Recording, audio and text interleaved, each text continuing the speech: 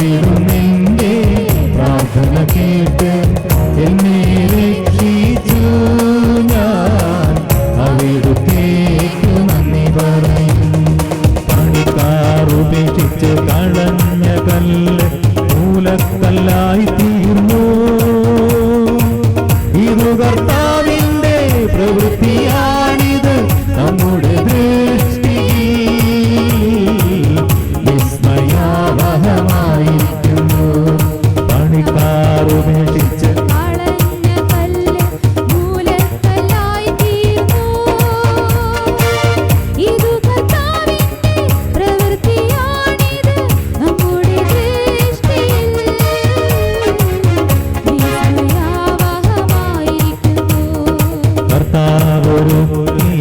ദിവസമാണെന്ന് എന്ന് സന്തോഷിച്ചുല്ലസിക്കാം. കർത്താവേ, ഞങ്ങൾ അങ്ങയോട് അപേക്ഷിക്കുന്നു. ഞങ്ങളെ രക്ഷിക്കണമേ. കർത്താവേ, ഞങ്ങൾ അങ്ങയോട് അപേക്ഷിക്കുന്നു. ഞങ്ങൾക്ക് വിജയം നൽകണമേ. കർത്താവിന്റെ നാമത്തിൽ വരുന്നവൻ അനുഗ്രഹീതൻ. ഞങ്ങൾ കർത്താവിന്റെ ആലയത്തിൽ നിന്നും നിങ്ങളെ ആശീർവദിക്കും. കർത്താവാണ് ദൈവം, അവിടുന്നാണ് നമുക്ക് പ്രകാശം നൽകിയത്.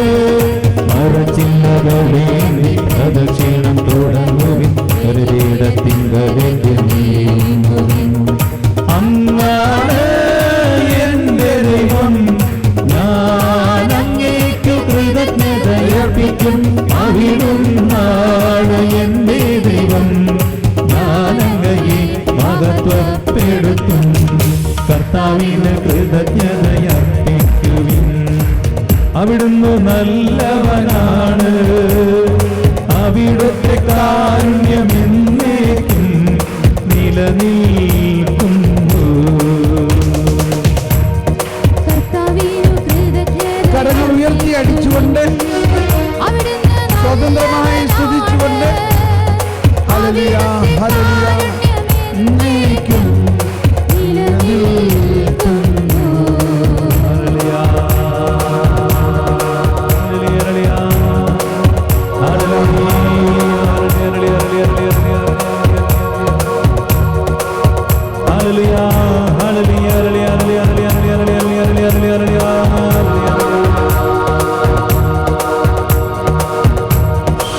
പരിശുദ്ധാത്മാവ് നമ്മുടെ ഹൃദയത്തിൽ വസിക്കുന്ന പരിശുദ്ധാത്മാവ് നമുക്ക് വേണ്ടി പ്രാർത്ഥിച്ചുകൊണ്ട് നീതിയുടെ വാതിൽ ഞങ്ങൾക്കായി തുറന്നു കഴിഞ്ഞിരിക്കുന്നു.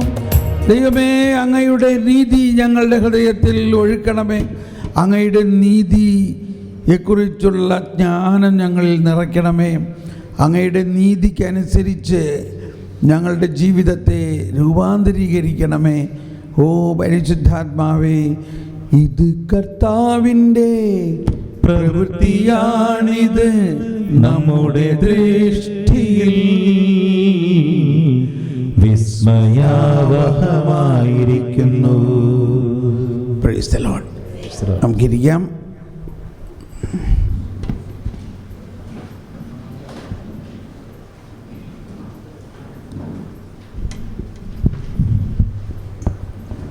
ജോയ് ഇത്തിരി പുറകോട്ടുമായിട്ട്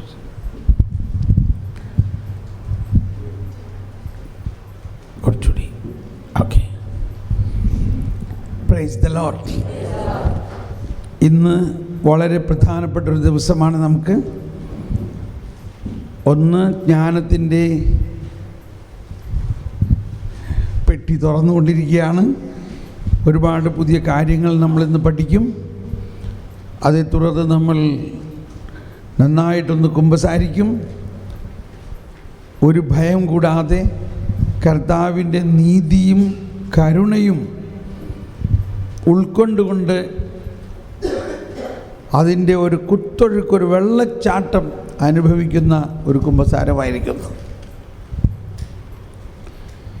ഇന്ന് നമുക്ക് കുർബാന കുമ്പസാരം കഴിഞ്ഞിട്ട് ആകാം ഇല്ലേ? ഉച്ചയ്ക്കല്ല, കുമ്പസാരം വൈകുന്നേരം കഴിഞ്ഞിട്ട് കുർബാന. അതുവരയ്ക്കും നമ്മളുടെ ക്ലാസ്സുകളെല്ലാം ഇനി ഈ ദൈവരാജ്യത്തിൻ്റെയും ദൈവനീതിയുടെയും കൂടുതലായ ബോധ്യത്തിലേക്ക് നീങ്ങുകയാണ്. നമ്മൾ ആദ്യത്തെ ദിവസം മുതൽ പോയിക്കൊണ്ടിരിക്കുന്ന ഒരു തീം എന്താണ്? 1 കൊറിന്ത്യസ് 1:30 നമ്മുടെ ജീവിതത്തിൻ്റെ അടിസ്ഥാനം ഉറവിടം അവിടുന്നാണ്, ക്രിസ്തുവാണ് ഇല്ലേ? അവിടുന്നാണ് നമ്മുടെ ജീവിതത്തിൻ്റെ ഉറവിടം. ദൈവം അവനെ നമുക്ക്, എല്ലാവരും ഒന്ന് പറഞ്ഞേ, ദൈവം അവനെ നമുക്ക് ജ്ഞാനവും നീതിയും വിശുദ്ധീകരണവും പരിത്രാണവും ആക്കിയിരിക്കുന്നു. ആ സംഭവം കഴിഞ്ഞു. നമ്മളതിൻ്റെ അനുഭവത്തിലേക്ക് പ്രവേശിക്കുകയാണ്. അതിൽ ജ്ഞാനത്തെക്കുറിച്ച് നമ്മൾ കുറേയെല്ലാം പഠിച്ചു, ജ്ഞാനത്തിന് വേണ്ടി പ്രാർത്ഥിച്ചു. ജ്ഞാനത്തിൻ്റെ ക്ലാസ് എൻ്റെ മുഴുവനായിട്ടില്ല, പക്ഷേ എന്നിരുന്നാലും പരിശുദ്ധാത്മാവ് നിങ്ങൾക്ക് ഒരുപാട് ജ്ഞാനം തന്നു. അതുകൊണ്ടാണ് നീതിയിലേക്ക് നമ്മളിപ്പോൾ പ്രവേശിക്കുന്നത്. എന്നാൽ ഇത് അനുദിനം പ്രാർത്ഥിക്കുന്നതനുസരിച്ച് ഈ ജ്ഞാനം ഇങ്ങനെ പൂവിരിയുന്ന പോലെ അതിങ്ങനെ വിരിഞ്ഞുകൊണ്ടിരിക്കും. പുതിയ ബോധ്യങ്ങളിലേക്കും ആശയങ്ങളിലേക്കും വരും. അപ്പോൾ ജ്ഞാനം, നീതി, വിശുദ്ധീകരണം, പരിത്രാണം, ഇത് ഇടയ്ക്കിടയ്ക്ക് നമ്മളിങ്ങനെ ചിന്തിച്ചു കൊണ്ടിരിക്കണം. അതിൻ്റെ ഒരു ക്രമമാണ്. നമ്മൾ ജ്ഞാനസ്നാനം സ്വീകരിച്ചു, അതിൽ സ്ഥിരീകരിക്കുന്നതിന് സ്ഥൈര്യലേപനം സ്വീകരിച്ചു. അതോടെ നമ്മളുടെ ജ്ഞാനവും വിശുദ്ധീകരണവും